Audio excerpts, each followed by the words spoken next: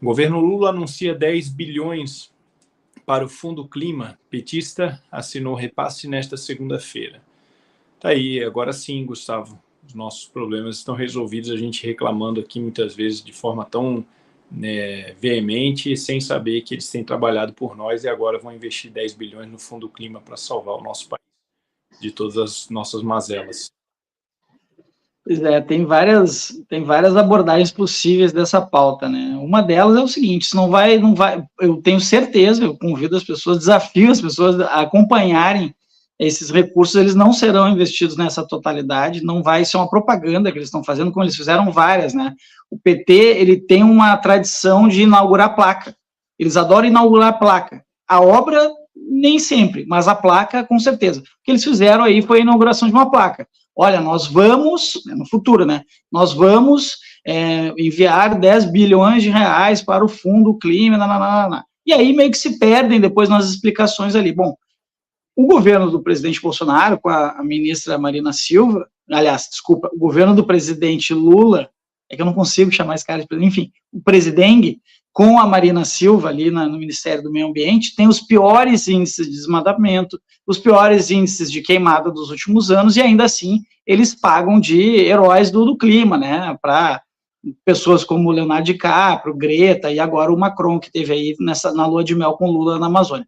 Mas o fato é, esse dinheiro, que não vai vir todo, eu tenho certeza absoluta que não serão 10 bilhões de reais investidos, muito vai se perder na mão de ONGs. E vejam que interessante, teve a CPI das ONGs recentemente no Congresso e descobriu-se que a ONG da dona Marina Silva, por exemplo, ganhou 150 milhões de reais. 150 milhões de reais de recursos para esse tipo de fundo e quase 80% dessa verba foi gasto, vejam só, em diárias, passagens e hotéis, ou seja, não foi investido, de fato, nas políticas públicas ambientais.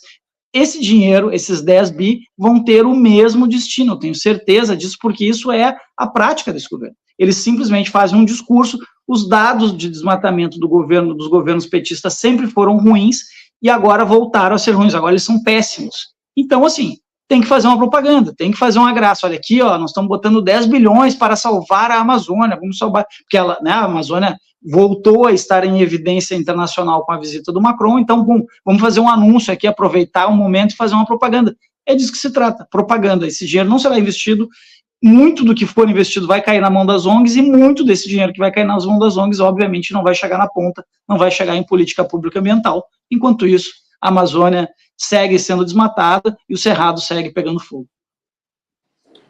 Isso aí, obrigado, Gustavo. Cláudio Caivano, haja tartaruga e girafa na Amazônia para salvar com 10 bilhões, hein? Você tirou as palavras, coitadinhas das girafas, né? Vão ter que tentar colocar seus pescocinhos para fora dessas fumaças, como disse o Gustavo aí, que tudo continua pegando fogo, literalmente. Eu só quero saber, o Gustavo tem razão, né? Na semana passada, 13 ministérios precisaram entrar e apresentar como é que vão fazer um contingenciamento de despesas para impedir o gasto de 2,9 bilhões. E aí você tem praticamente 4 vezes esse valor destinado ao clima. Ora, alguma coisa não está encaixando nessa propaganda política que eles estão fazendo, né? Não tem dinheiro para pagar a conta pública do governo federal, vai ter dinheiro para mandar para um fundo do clima. E aí eu queria também que a nossa audiência fizesse a reflexão, né? Do que se trata clima? O que isso significa? Como é que isso é impactado com ações governamentais, com políticas públicas de qualquer natureza? Ora, não seria melhor impedir, por exemplo, a greve do IBAMA, dos funcionários do IBAMA? Não seria melhor a gente praticar licenças com mais critérios para poder fornecer a possibilidade de desenvolvimento para populações ribeirinhas, populações em pobreza, deixadas ali ao relento, praticamente, na Amazônia, para que eles possam usufruir da própria terra, enfim, assim como indígenas. Falta tudo nesse país, como disse o Gustavo, né? E falta principalmente inteligência. Inteligência também da nossa parte, de começar todos os dias a falar exatamente o que eles deixam de fazer, brincando de estarem fazendo alguma coisa. Eles não sabem fazer nada mais do que, como disse o Gustavo, propaganda. E assim como eu perguntei o que é o clima, ela poderia estar ligada aí, né? Está para a verdade como o clima está para o meio ambiente. Quem diz o que é verdade e o que é mentira? eles é que estão tendo esse poder de hegemonia. Está na hora da gente fazer uma virada de jogo, vocês não acham? Obrigado, Cláudio. Vou passar o último comentário dessa última pauta para a Karina, que está acostumada com essa questão de recursos, né, direcionados aí na Europa, é muito comum, né? Eles se preocupam muito. Na Europa, eles se preocupam muito com a nossa Amazônia e com o nosso clima aí, né, Karina? Sem dúvida. Isso é Agenda 2030, total. E eu queria aproveitar que está aqui o Cláudio e o Gustavo na tela, eu queria perguntar uma coisa para vocês, porque tem uma coisa interessante aqui nesse texto, porque o segundo Banco Nacional de Desenvolvimento, que é o BNDES, os recursos para o fundo vieram da captação feita pelo Ministério da Fazenda, em 2023, a partir da emissão de 2 bilhões de dólares em títulos soberanos sustentáveis no mercado internacional. Ou seja, eles emitiram esse dinheiro, é isso? Quero perguntar para vocês, porque eu tenho uma dúvida aqui em relação a isso. Foi emitido esse dinheiro? Foi emitido? Gustavo, me ajuda aqui, porque eu quero entender esse parágrafo muito importante. Exatamente é isso. Ou seja, eles estão emitindo títulos e baseando esse fundo na emissão de títulos, né? O famoso imprimir dinheiro. Ah, ok. Agora está claro. Agora, você imagina, vocês imprimem o dinheiro, né? Eu imprimo dinheiro para vocês, coloco lá no mercado e depois eu dou 10 bilhões aí para investir no Fundo Amazônia. O que é isso, gente? Isso daqui é uma pegadinha do Faustão, né? Não é possível um negócio desse. Porque está claro. Então, você veja, essas informações estão sempre nos últimos parágrafos dos textos, tá? Porque a maioria das pessoas não vão até o último parágrafo. Lê a primeira linha e depois não lê o final. Eu já sou ao contrário, já começo a ler de trás para frente os textos, porque já está todas as respostas lá no final, né? Normalmente, de tudo que a gente quer. Então, eu já nem perco tempo nisso. Mas você veja bem, gente, essa questão aí desses fundos da Amazônia e tudo mais, isso faz parte da Agenda 2030.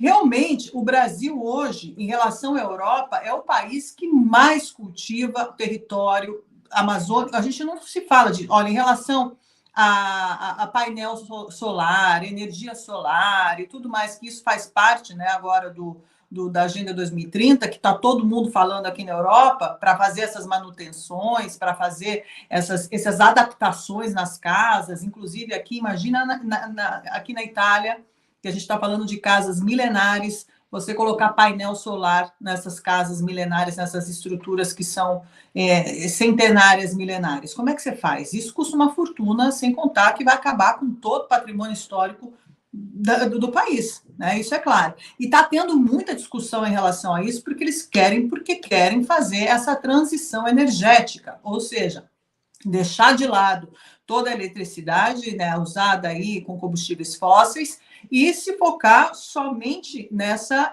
tecnologia que é a energia solar, energia, enfim, sustentável. E isso é o famoso Great Reset, que a gente já fala sobre isso, eu já venho falando sobre isso há mais de 4 anos, que é essa revolução tecnológica que eles estão fazendo em relação à economia. É uma economia sustentável, ou seja, o discurso é muito bonito, a narrativa é muito bonita, mas isso só serve para mudar o foco da economia. É um novo modo de se ganhar dinheiro. E com isso, eles desconstroem tudo que já foi, tudo que é velho, tudo que para eles significa velho. Mesmo que isso custe o desemprego, mesmo que isso custe um desastre, um caos econômico total, não importa. Eles vão ir para frente, né, com o famoso progressismo, trazendo novas políticas sustentáveis, que é uma mentira, na verdade, muitas vezes, porque os famosos carros elétricos, eles precisam, de um jeito ou de outro, desse combustível fóssil na sua fase primária. Como é que você vai fazer para descarregar essas baterias, por exemplo, de lítio, né, onde eles usam esses escravos, essas crianças escravas na África, encavacando todo o território, causando um impacto enorme na natureza. Isso ninguém fala. O mar que todos os cabos de internet e tudo mais, porque eles esquecem que o pulmão do mundo, na verdade, é o mar, é os fitoplânctons. Não, mas o pulmão do mundo, para os europeus e para a maioria do mundo, para Greta Thunberg e para Leonardo DiCaprio, é a Amazônia, quando não é. Então, veja bem, a narrativa está sendo completamente distorcida, mas isso tudo só para angariar fundos e para reverter aí um quadro econômico, transformando uma economia que já era, né, existente, né, nos períodos aí toda a vida, para substituí-la por uma economia sustentável, o famoso capitalismo sustentável. E isso tudo vai vir para romper tudo, no sentido econômico, no sentido a economia que vai ser completamente mudada, e outra, mudando de nome, porque o dinheiro ele vai continuar ali na mão dos mesmos, rodando na mão dos mesmos, como vocês mesmos falaram. Esse dinheiro vai na mão de ONGs, que são ONGs muito questionáveis, e a gente já tem histórico aí dessas ONGs de corrupção enorme, que a gente vê aviões aí chegando na Amazônia para cuidar de tribo indígena, mas a tribo indígena precisa realmente de aviões, precisa de um sistema de internet completamente adaptado, super avançado. Eles trazem tudo isso para uma tribo de 20, 30 pessoas. Realmente é para cuidar da tribo mesmo? Ou é para cuidar de alguma outra coisa que não pode ser dito? Então, a gente está vendo isso acontecer. E a Amazônia está servindo, obviamente, mais uma vez, de pretexto aí para essa transformação dessa economia sustentável, desse novo capitalismo sustentável.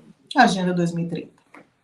Paulo, deixa eu fazer a Karina trouxe um ponto aqui fundamental que eu não tinha me dado conta. Fui pesquisar aqui rapidamente para trazer para a nossa audiência. Ela achou o furo da questão aqui. Porque, olha só, esse valor, esses 10 bilhões, né, foram 2 bilhões de dólares em títulos emitidos para o mercado futuro.